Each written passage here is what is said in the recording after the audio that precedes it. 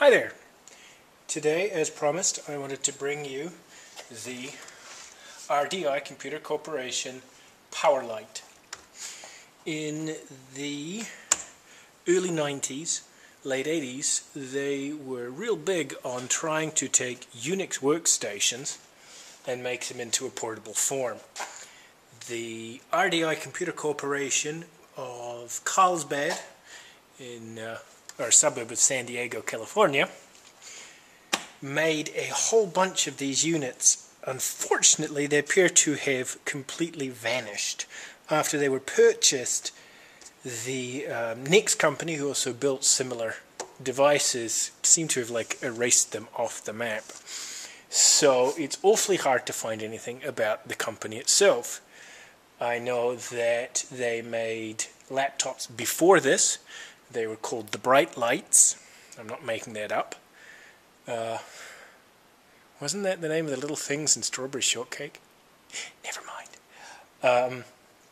And then the PowerLights, and they made some supposedly convertible computers, and they were supposed to make something that was going to be a Sun with a Apple ROM and processor board so you could run Mac OS on your Sun and things like that. This particular machine is the equivalent of a Sun SPARC Classic. The earlier Bright Light machines were the equivalent of IPCs and IPXs. And the SPARC Classic also came in a lunchbox style case like this. And what these companies basically did was they took a complete system like this. They added a keyboard, a trackpad, and a screen, and repackaged it into a more portable form with a battery. This particular unit was given to me by a friend of mine who lived in California, and a company he used to work for had a bunch of these. And they were just scrapping them, and so he decided he couldn't let it go completely to waste and brought it home.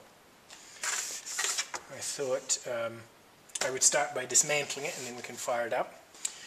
The unit has the laptop portion, or a portable workstation as it was called at the time. It has a docking station, and that is attached to the bottom, which gives it some additional expandability, and a bunch of ports on the back. I've already partially dismantled it, so if we disconnect it from the docking station, which is a whole lot harder than you would expect. Come on, sweetheart. There we go. The connection between the notebook, or the workstation, and the dock is this big wide connector here, like the handwritten correction on the serial number. And then this is the docking station itself. Again, we have our connector.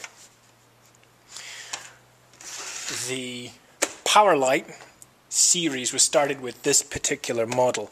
This is a PowerLite 50, at least that was what it was named after the fact. They had an 85 and a 110. The 50, 85 and 110 denotes the processor speed. This unit, or this series rather, was announced in 92, I think. It started shipping December 93. And then it was demoed in March of 94 at the trade shows. The information that I gleaned this from was mostly pulled from old InfoWorld and PC World magazine articles and things like that. So thank you very much to Google, Google Books, for OCRing all of that crap, because without it I would find zip. I should point out, when these were brandy new, they came with either a 640 by 480 screen or a 1024 by 768 screen. The screen itself is 10.4 inches, but obviously 640 by 480 or 1024 by 768 is the resolution. The price difference between them was fairly serious. This unit, with its 640 by 480 screen, with the base memory of 16 megs, and the default internal disk, which was a 340 meg SCSI disk, cost in 1993 $9,995. The docking station with a single 450 meg SCSI disk and no S-Bus cards cost $2,950. The 1024x768 model of this screen, the unit was $15,995. Now 640x480 does 65,000 colors, color depth. The 1024x768 only did 512, so although you fit more real estate on the screen, this one had better color depth. I did a bit of oh god, what's the word? Conversion, update, inflation, calculation for inflation. In 2012 dollars, this unit with base memory, with the docking station, with the default disks in them, would have cost $19,750 US. So, investing in one of these units, yeah, you had to be pretty serious. Anyway, so we move the laptop aside. I'm going to start with the docking station and we'll move the dead end off my desk. The upper skin comes off. And we have space for two 3.5 inch third height SCSI disks. And these are using the IDC 50-pin connectors. This unit here connects the laptop to the disks. It is just a pin-by-pin extension of the internal bus. This comes with a S-Bus card already in it. It's a SCSI S-Bus card. It can slot 2 S-Bus cards. And the power pack simply provides the appropriate voltages for the cards and the disks. So there's no powerful intelligent controller in here, or a power supply in here, anything like that. All of the voltage is produced by the wall wart. So, fully stacked, you could fit 2 3.5 disks, 2 S-Bus cards. That's all this provided. There's no additional ports on here, anything like that. It's just more cards. Fold this closed, side. So, the laptop has, as well as a great big fan on the back, a number of ports. We have the Sun DIN 8 keyboard and mouse port, parallel, a modem card. We have Ethernet, we have 13W3 video, audio in and out. We have narrow SCSI 2, and then this upper connector here is actually a breakout which has serial on it and something else. What the hell was the other thing on it? Maybe another SCSI port? I don't recall off the top of my head. I've got it already partially dismantled, so if we flip it over, if you don't mind me stepping in front of you for a second, and I'll pop the screws off. Now, as I said, the base units came with 16 megs of RAM. This particular unit is pretty nice. It's got 48 megs of RAM in it. They were expandable up to 80. The microSPARC Classics went up to 96, but these didn't have DIMM slots on them. They had a special adapter card, or a daughter card. We flip the top off, and then let me disconnect the screen. Come on, sweetheart. Screen, keyboard. So here's our screen and keyboard. There's the trackball, keyboard, screen obviously. We have our battery door.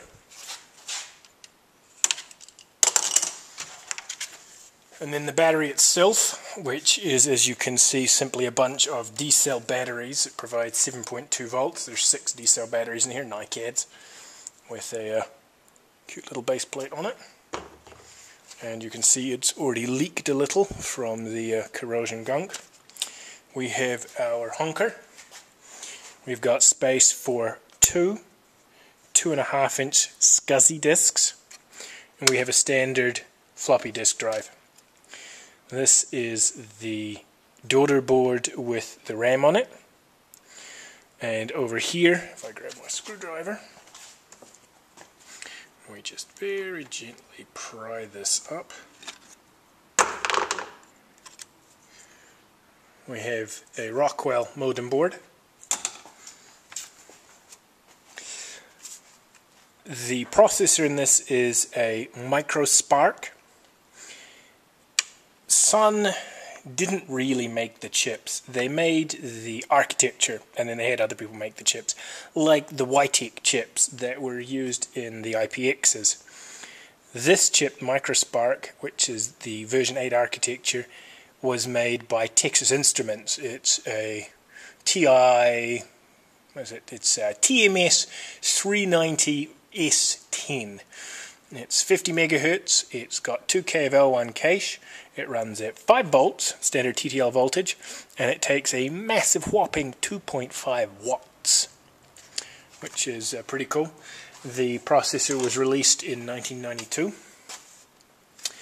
We have our video chips here. So we've got the actual LSI video chip, and then we've got a RAM DAC. Part of taking a machine like the Classic in this size form factor and shrinking it down to fit in a portable is to integrate some of the functions. And this is done by using these two big NCR chips here. We've got the 89C100 and the 89C105. Now the C100 provided let me find my notes. Where is it? There we go. So the 89C100 provided Ethernet, 10 base T. It did the onboard SCSI controller and then the parallel port. And the 105 provided the serial ports. It provided floppy controller and then the keyboard and mouse. And down here we have an Amd chip. This is a 79C30AJCD, which I know doesn't mean squat. Curiously, this is primarily a ISDN chip. This unit doesn't do ISDN, but it also has audio on board, and so the sound in here comes through this chip. We have our PROM, and under the daughter board is simply more RAM. And that's about it.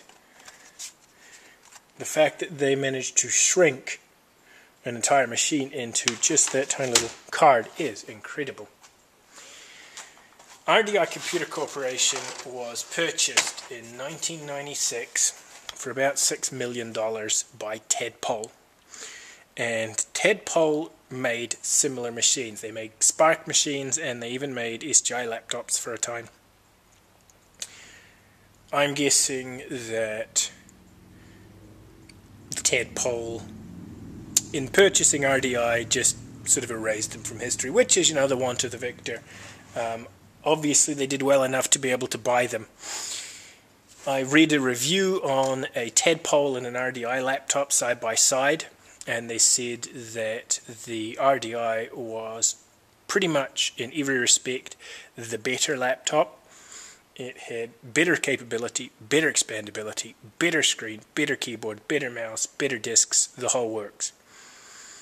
The downside was that it was heavier than the Ted Pohl, which is a perfectly valid argument to not purchase something like this. If it's supposed to be a portal, you want it to be as light as possible.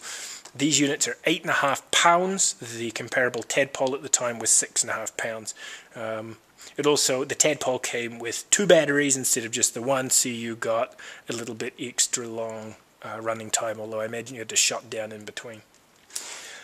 Why don't I shut the camera off for a while, and I'm going to put this back together again, and we'll fire it up.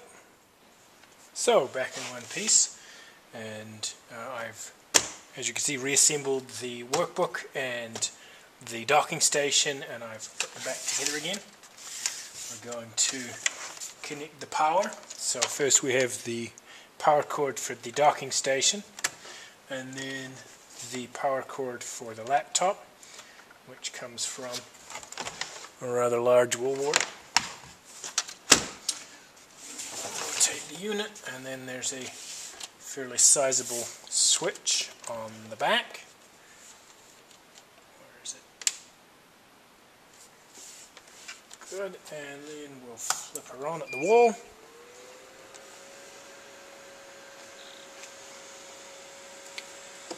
And any minute now the video will come up. So December 93 is when they first started selling. December 94 they had already reduced the price to from $9,995 to $8,995, so down $1,000. And then by mid to late 95 it was down to $6,000. So in the scheme of computers, it retained value relatively well, but as they were fighting with Tadpole in particular for market position, they were rapidly dropping prices. So on system start, we had probing memory banks, 8 megs, 32 megs, giving us 48, and then what's on board.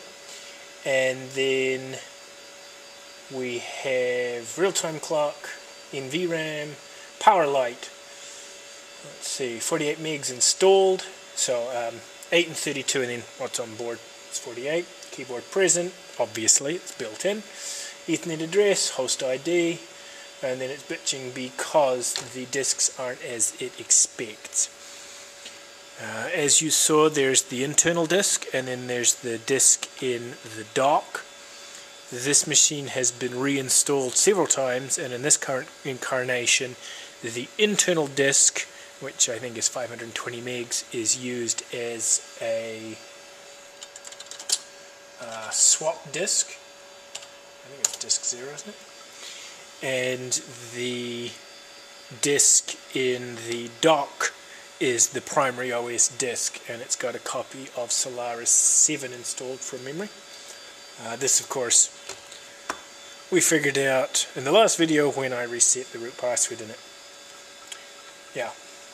Sonos released 5.7, which is actually Solaris version 7. The 50 megahertz microSPARC processor in this is a generation on from the Sparks, but before the Ultra Sparks. The microSPARC, as the name might suggest, was primarily a low power usage, or low wattage processor. So for things like this, embedded devices and so on. This unit has a CG3 frame buffer, which provides us a nice color image, and as with last time when I ran the unit, no I didn't, I forgot, I'm sorry. Because it's got the external 13W3, you can connect a standard Sun monitor to it, which is handy. It still runs at 640 by 480, but giving you a bigger screen. This screen's pretty good. It's pretty damn crisp. The keyboard is a bit iffy, and that's why I was using the external keyboard last time. And I'm pointing over there because it's stashed over there right now, and I haven't bothered hooking it up. It has a odd habit of repeating keys, which I'm not sure if that's showing its age or it's always done that. Let's wait for X to come up. Any minute now. Any minute now. There it goes. The trackball on this works really, really well, which is nice. The buttons are good, they're strong, they've got a good feel to them. A lot of the mice trackballs installed on machines like this were a little iffy. They were definitely better than the ones that you got on PCs, like those god-awful nib mice that you used to get on IBM laptops were horrible. This is sort of a bit agricultural with the rolling ball, but it's really accurate and nice. The first version of Sonos that ran on this was 4.1.1, I believe, maybe 4.1.3.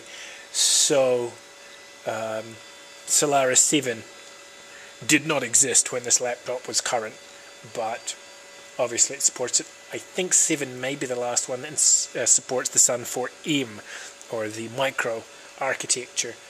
So this is probably the final release that'll run on it. No, I lied, because I ran Solaris 9 on it, didn't I? Good gracious, my memory. And here we have CDE. Terminal.